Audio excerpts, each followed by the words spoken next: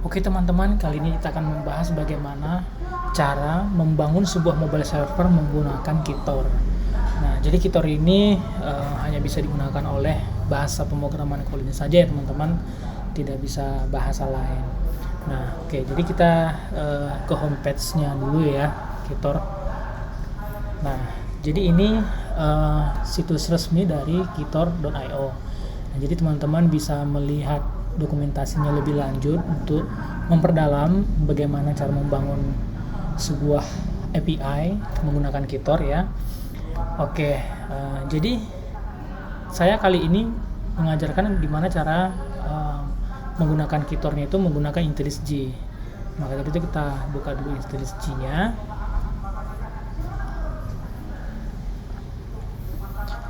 Nah, sebelum kita create new project, kita terlebih dahulu menginstal plugin-nya. Plugin itu kalau untuk di macOS itu bisa diklik bagian sini, terus preferences, terus jangan lupa di tab marketplace. Nah, ketik saja Kitor ya. Nah, ini dia teman-teman, lihat aja yang dari JetBrains. Oke, kita install dulu.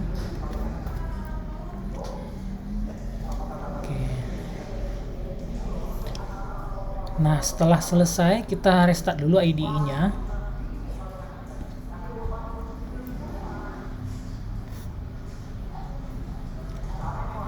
Nah, ini IntelliJ versi terbaru ya teman-teman. Jadi kalau misalnya tampilannya beda di IntelliJ teman-teman ya sebenarnya sama aja sih. Cuman kalau di upgrade nanti akan tampilannya seperti ini. Nah, sekarang kita create new project dulu. Oke, jangan lupa pilih yang Kitor ya. Jangan lupa pilih yang Kitor. Terus kita checklist yang JSON. Nah, dia akan otomatis checklist yang routing dan content negotiation. Dan jangan lupa checklist yang mana nih ya? Yang JT. Oke, dia otomatis checklist juga HTTP client engine. Nah, kita next aja teman-teman. Nah, di sini kalian boleh menentukan ID-nya. Kali ini kita bikin example aja lah ya, example Kitor. Active ID-nya Kitor pertama, gitu. Klik next. Tulis saja project Kitor pertama, terus klik finish. Nah, di sini dia akan meload sebuah project baru dan ini cukup membutuhkan waktu yang agak lama, tapi tergantung spesifikasi laptop kalian masing-masing. Kalau misalnya spesifikasinya tinggi atau bagus, dia ngebuildnya itu akan cepet ya teman-teman ya. Tapi kalau speknya yang biasa aja ya mungkin agak sedikit memakan banyak waktu.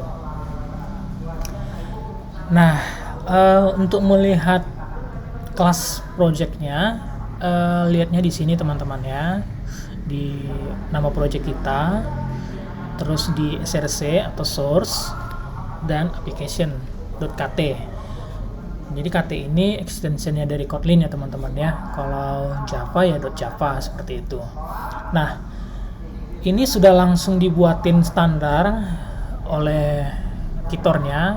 Buat kita buat project itu memang selalu example itu hello world. Nah, itu memang biasanya seperti itu.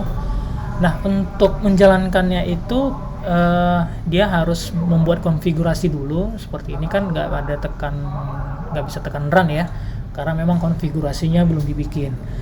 Nah, untuk membuat konfigurasinya itu ditekan aja add configuration.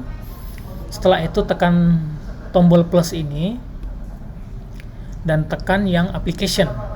Nah, terus tulis aja run Kitor. Ini sembarangan aja teman-teman ya, boleh tulis nama-nama yang lain bebas ya. Nah, terus kita harus memilih modulnya gitu. Nah, ini ada beberapa modul yang ada di laptop saya. Nah, gimana cara menginstal Java 11, atau yang Java versi yang lain itu mungkin akan saya bahas di video selanjutnya. Nah, kali ini saya anggapnya teman-teman sudah punya Java ya, Java Engine. Saat ini saya punya versi 11 ya teman-teman ya. Jadi klik aja. Setelah klik, kita harus memilih aplikasi utama dia untuk merunningkan project tersebut. Nah, kebetulan karena nama aplikasinya kita ini tadi application.kt, jadi kita pilih yang ini teman-teman. Nah, setelah itu sepertinya itu saja kalau untuk settingan ya. Ini sepertinya tidak penting. Oke, kita tekan oke aja. Oke. Nah, ini masih silang ya, coba kita build dulu ya.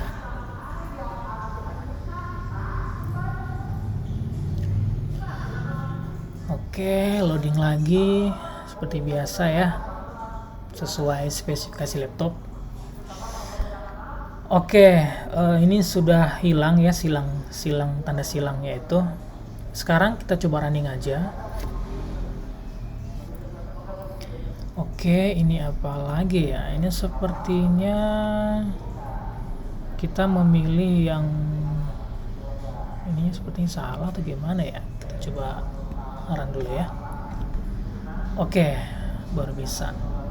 Nah, dia setelah berhasil, dia akan menghasilkan sebuah URL ya teman-teman, URL sementara untuk mengetes routingnya. Jadi di sini terdapat dua routing, yaitu slash, ini bisa kita custom, misalnya kita bikin aja hello.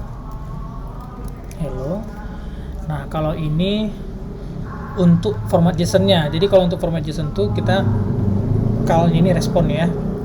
Tapi kalau untuk teks itu call-nya respon teks saja. Kita running lagi ya. Tadi soalnya ada perubahan endpoint ya. Tadi kan tanpa hello, sekarang saya tambahin hello biar kelihatan aja perbedaannya seperti itu. Nah, oke. Sekarang ini URL sementara yang tadi ini kita copy aja. Nah, setelah kita copy, kita buka Postman ya, karena kebetulan saya senang ini menggunakan Postman. Bisa juga yang lain-lain seperti misalnya Insomnia bisa juga, tapi saya karena udah terbiasa pakai Postman ya, jadi kali ini kita mencontohkan itu menggunakan Postman ya teman-teman ya. Oke, kita buka aja Postman. Oke. Nah, kalau teman-teman udah biasa pakai Postman mungkin udah mengerti lah ya gimana perbedaan get, post, put, dan yang lain-lain ya. Karena kita ingin menggunakan get, jadi karena sesuai di sini juga ya teman-teman ya. Ini kan get, metodenya get. Kalau misalnya kita bikin metodenya put juga bisa, tapi kita kali ini mencontohkan yang get ya teman-teman ya. Oke, kita paste URL sementara yang di sini tadi itu, kita paste. Nah, slash-nya itu misalnya slash hello. Nah, kita tulis saja slash hello. Nah, oke, kita send, coba send. Oke, not found. Oh, berarti ini jangan-jangan belum running, belum diupdate nih. Kita coba running lagi ya.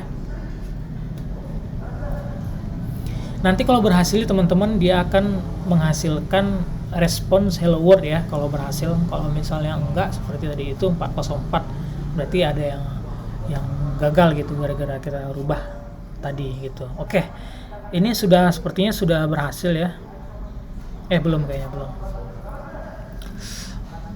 soalnya ini masih loading. Oke, kita tunggu sebentar. Kita coba dulu ya. Nah, ternyata sudah bisa ya.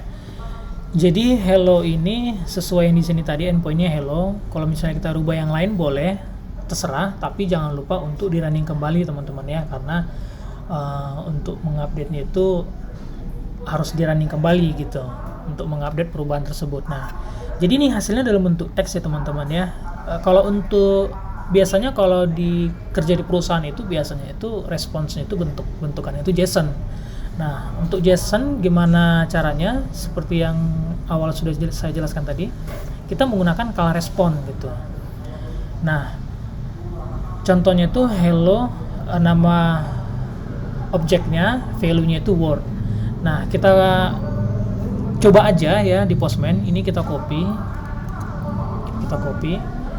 terus kita paste di sini.